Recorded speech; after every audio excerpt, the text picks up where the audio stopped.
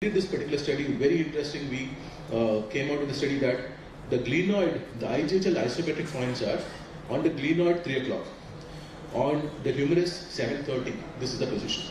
If we can fix it with some structure, so we thought, what is the nearest structure which is there? The biceps. It is very interesting to see that the tissue quality or the elastic properties of the biceps is quite a bit similar to the IGHL. We took the biceps, instead of doing the DAS, we fixed it at the 7:30 position. So this is a cadaver study. We have done simulation as well, but not been done in a patient because we need more studies on it. So this is a concept. So it is, instead of the dynamic anti-stabilization, we have the static anti-stabilization with IGHL reconstruction with isometric points. So this is again then your go-to for in such a case, you have soft tissue insufficiency. This is a revision scenario. You can see the patient came with a primary Bankart. This 2 times failed Bankart. The tissue quality is very bad. So what is your go-to answer in a revision scenario? It should always be the Latarjet, because Latarjet gives you, so if you try to do a revision Bankart, the failure rate is 50%. And so the gold standard is always a Latarjet. So here I did a arthroscopic Latarjet, and this is because I was well prepared in this scenario, and did a Latarjet and the pit came out well, arthroscopic Latarjet. You can see the soft tissue quality. So Latarjet is an answer. So in summary, we have a lot of procedures, soft tissue as well as bony procedures. You choose on all these spaces, revision scenarios, soft tissue laxity. There are multiple ways of doing it, and as a surgeon, we can take a call on what is the best available towards that particular one. Thank you so much. Can you elaborate on the subscapularis tendon augmentation? Yeah. How much and in what position that you want to do it for that particular? I don't regularly do it. So why? Because I'm actually rather against it. Why? Because once I feel that definitely there could be an interrotation weakness could be there in this patient. This patient could be having a long-term externalization deficit. But when you looked at papers, biomechanical papers, oddly, there's not much of externalization deficit. Possibly the subscap is very, very forgiving. But I would definitely fix in a neutral position. And just like how we do a replacement, I would do in a neutral position. But I have not done it. So because I don't believe in it. And second is, whenever we are constraining the joint more, there is a more chance of arthritis and doesn't develop in the future. That's why I don't want to disturb the mechanics. So I don't do it. But ideally it is described in neutral and like this. And that 7:30 position on the humerus. Is it? So it's at the back. So you are putting it from the No, back. so if the head of humerus is like this is the anterior position. So you can see 6, 7, 7:30. So you go reverse on the humerus. So yeah, reverse on the humerus, basically from niche to up. So 7:30. We found that even that particular position, patient did not have the cadaver. We did a cadaver also. There was no externalization deficit, and it was holding. The idea is we use the biceps for the routing, and the simulation was also done in the biceps. So beyond that, if you put at 8 o'clock, biceps will break. There will be no movement restriction. If you put at 6:30, it will not be sufficient. So ideal position was 7:30. And that took into account the dynamic translation of the Yes. And so it was, the shoulder was more stable without rotation deficits, and that's what it was. Ayyappan sir, excellent ideas. Thank you so much. One thing is, I'm trying to get convinced that DAS is one of the procedures we should do, and I'm trying to incorporate in my practice. One thing is that what you said, that you have additional anchor which you put in your static stabilization model, in which you put it on the humeral surface. Yeah. So I know you have done only cadaveric studies, but I'm the simulations.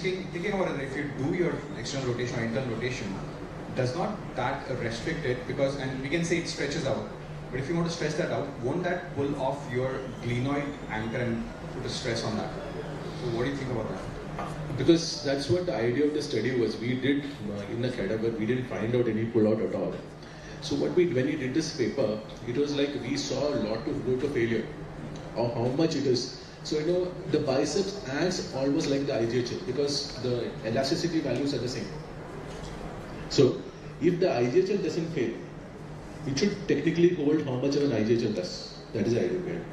Because IGHL is a ligament. Right. And biceps is a tendon. So I think. But the properties of that is almost same. if you look at we looked at biomechanical studies. So I'll share this paper with you. So it shows that elasticity is almost same as the IGHL. That is the idea of taking the biceps instead of taking an IGHL and one, instead of taking a facial attach. Yeah, it's interesting. Like, when you do it, and we'll look forward to when you publish the results. The second thing is the coiling thing. I think that's interesting. But why not to just do a mattress? I did the mattress. The first anchor at 5 o'clock was a mattress. We didn't know. I didn't have a choice. So I'm a mattress guy. So I always do the mattress. Especially my 5 o'clock anchor, the first pass is always the tape and the mattress. So that should have held it. Or I would have taken the mattress and done double load also. That's also not working. So you saw that I have not seen a case like this. I was really stuck because the soft tissue was when I'm taking a bite or taking a lasso, it is going from anterior to completely posterior. You saw how it got stretched out. So here I didn't have any choice other than what else I should either do or DAS. The patient was 18 years. I didn't, and he's a cricketer, so I didn't want to touch his bowling action, anything like that. So I was thinking, what other option do we have? How else do we tighten it? So this is what I figured out. Final thing is that what I've realized when you put the inferior anchor and you tie it up before, and then you put your second bite. Yeah. Sometimes when you're taking a bite, that first anchor, that it puts undue stress on that particular fixation which you have done. So what I like to do is, I like to put 2 anchors, pass all my sutures, and then start tying from inferior to superior instead of tying and then taking a bite. That's the one thing which I do differently. Otherwise, excellent. When people do that, you see, you can always, for example, tie up maybe like 4 o'clock first, and then achieve the shift. Here, the way I do it is, I always put the 5 first. Take at least 2 centimeter deep bite, which gives me an adequate pull. I don't like doing the 3 o'clock or 4 o'clock. Okay. So the idea was to pass all the sutures and then tie them at the end of it. I tie the inferior most first, but passing the sutures, I think. Once you tie in the inferior first, you are stuck there. It doesn't move. Whichever you tie first, it remains in that spot. So, I think only one question. Since this is a bicep scalar, and DAS is a bicep scalar, just like the biceps rerouting or the biceps CF. Do you find any difference in the elbow power and no, actually I could actually show you. Mobilize the elbow inflection? Sorry? Do you mobilize the elbow? No immobilization. We allow passive, and that is rather passive or active assisted fall flexion. That means flexion of the elbow. We start from day 1. We don't go all the way straight. We hold it like this, and this I allow a complete stretch only after 2 minutes. Because one of the biceps rerouting that I performed, I found significant issues in elbow stretching out. I don't know how many others have found this. So, the rerouting, I don't do rerouting as such. I always do I do an SCR and then do a T-nodus or a T-nod. In this particular case, I felt that the length is not changing too much.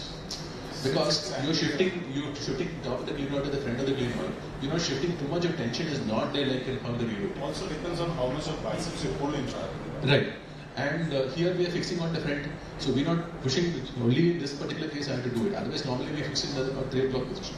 And then we do it gradually. We should allow it to stretch it out. Like we should take 3 weeks to gradually stretch it out and allow them to completely do that. Even then, for first 6 weeks, I don't allow an active flexion. I always allow this. But then, these patients, DAS patients, take little more time in the rehab. Instead of 3 months, they will take like 4 months. If there's a time in like 2.5 months time where we find that the shoulder is still not actively lifting properly, but it will correct in some time. Around 3.5 4 months, we should have good results. So, nice talk. You said that your Latarjet is the go-to surgery if you have a failure of the Bankart and a bad tissue. Yes, sir. So why not DAS over there? But DAS is not root, sir. And Yes. latter one is doing it in primary Bankart Yes. as well. So and what if there is no bone loss? Exactly. So all we know, we can do DAS, but there is no long-term results of DAS. We don't know. We don't know if this biceps is going to fail in some time. How much load it will take. That is number 1. So now, the only thing which we can safely say as a gold standard is because you look at the outcomes. The outcomes of revision Bankarts are very bad. So 50% failure rate, At the same time, if you do a Latage, the failure rate is only 3%. That is my idea of the risk. So recommendation always a Latage, and DAS is, you can do the DAS, but I don't think that is enough, personally. So I don't want to take a risk with my patient. Primarily, I would do it in a soft tissue insufficiency. In a revision surgery, I would always do a Latage. Because why? It is proven. That is the idea. Statistically proven. We have a lot of papers on it. So that's the idea behind it. And if there is no bone loss, it's still. Still. So would you create a bone loss? No need. So we just put a Latage, regular Latage is enough. Like for example, so Latage is a primary surgery for contact athletes. If you have a rugby player, then you do a Bankart, his failure chances are very, very high. So in a primary contact athlete, I always do a Latage. We don't have to, just put a regular Latage and bleed. So won't the Wolff's law apply there and the graft will resolve eventually?